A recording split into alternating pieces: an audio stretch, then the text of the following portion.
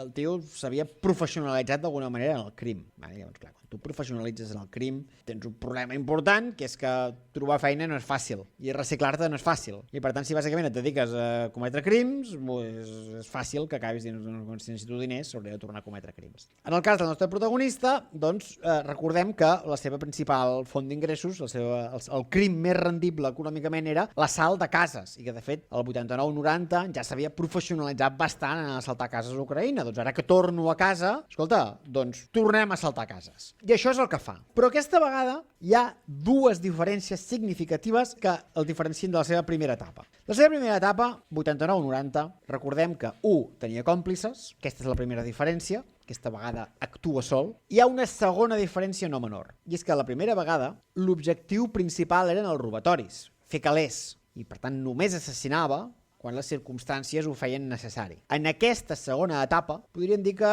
es desferma alguna cosa dins seu, els seus assalts passen a tenir una lògica inversa als altres, és a dir, el que busca realment amb aquests assalts és assassinar, i els robatoris passen a ser només una part instrumental de dir, bueno, ja que vinc i assassino la família, tant per tant, m'emporto alguna cosa per fer 4 calés. La nit més fosca.